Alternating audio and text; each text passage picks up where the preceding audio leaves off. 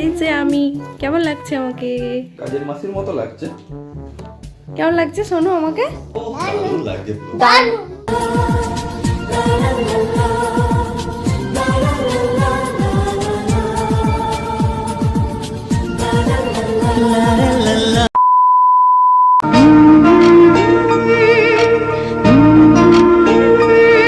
Hello everyone, welcome back to my channel. কেমন আছো তোমরা সবাই? আশা করছি সবাই খুব ভালো আছো আর আমরাও ভীষণ ভালো আছি।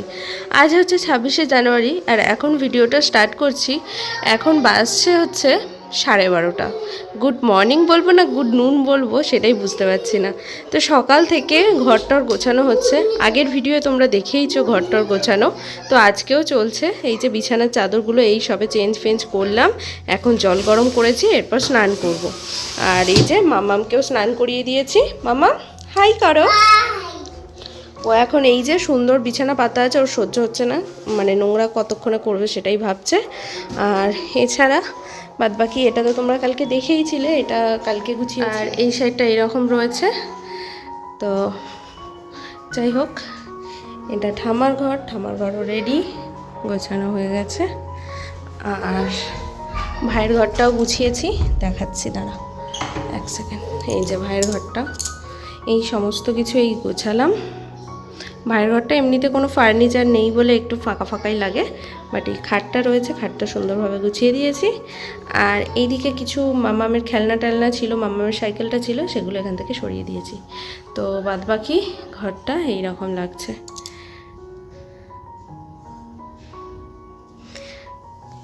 তো এই সমস্ত কাজ করতে করতে আমার আর কি লেট হয়ে গেল।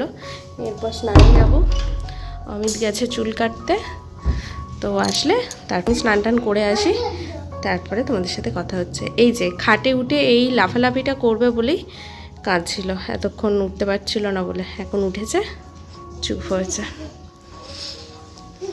যাই হোক, মামাম স্নান করে আসছি।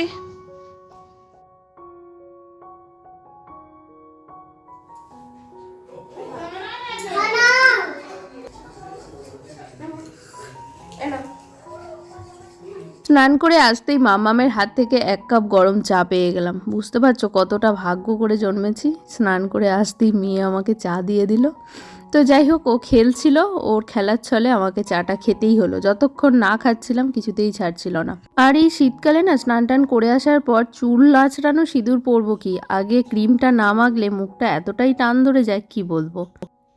এখন হচ্ছে বিকালবেলা 4টে 4:30 মতন বাজছে। আমি রেডি হয়ে গেছি। কালকের ভিডিওয়ে তোমাদের বলেছিলাম বাড়িতে কিছু গেস্ট আসবে, তো তাদের জন্যই আর কি এই যে রেডি হয়েছি। এখানে আমি শাড়ি পরে নিয়েছি আর মামামকে এখানে সালোয়ার পরিয়েছি। দেখো, ওকে ফোন দিয়ে আজকে বসিয়ে রাখতে হয়েছে, কিছু করার নেই। এই বাবা রেডি হয়েছে, আমরা বেরিয়ে যাচ্ছি। চলো তাহলে। এই যে আমি, কেমন লাগছে আমাকে? কেমন লাগছে? কাজের মাসির মতো লাগছে। কেমন লাগছে শোনো আমাকে? দারুণ বলো। দারুণ লাগছে। দানুন দানুন লাগছে। দানুন কথা শুনেছো? আরেকবার বলো শোনা। ঠিক, দানুন লাগছে। তোমার কেমন লাগছে?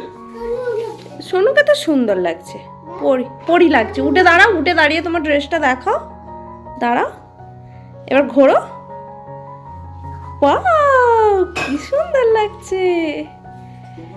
এই ব্যাগটার মধ্যে রয়েছে মিষ্টি, আর এই প্লেটগুলো নিয়ে আমি এখন বসে পড়েছি, এগুলোকে সাজিয়ে নেব। আর যেহেতু ওনারা এসে গেছেন, তো এখানে আমি হাতে হাতে সাজিয়ে দিচ্ছি, আর তারপরে সবাই মিলে ওনাদেরকে দিয়ে দেবো আর কি। এই যে এত রকমের মিষ্টি রয়েছে, মাম্মামকে এর মধ্যে থেকে সামলানো যাচ্ছে না, কারণ মিষ্টি প্রেমীও তোমরা তো জানোই, তো মিষ্টি দেখলেও নিজেকে আর সামলে রাখতে পারে না। তো যাই হোক, এইভাবে সাজিয়ে নিয়েছি। তো এরপর মা আসবে, মায়া আসলে ওনাদেরকে দেবো আর কি।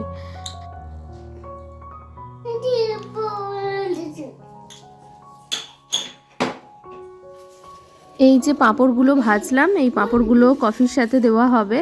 আর এইদিকে আমি কি করেছি, একটু তাড়াতাড়ি হওয়ার জন্য এই যে কফির দুধটা যেটা, ওটাকে মোটামুটি একটু গরম করে রেখেছি। আর যখন কফিটা বানাবো তখন আর একটু গরম করলেই হয়ে যাবে। আর এই যে কফি রয়েছে, আর এর সাথে বেশ কিছু স্ন্যাক্স রয়েছে। এই দেখো এখানে পাঁপড়ের মতন এইগুলো, এটা চানাচুর রয়েছে, পাঁপড় রয়েছে, আর এই যে দুধটা আবার ফোঁটাতে দিয়ে দিয়েছি। এখন সন্ধ্যা 7টা মতন বাজছে, আর এই যে ওপরে আসলাম কফি আর স্ন্যাক্স খেয়ে।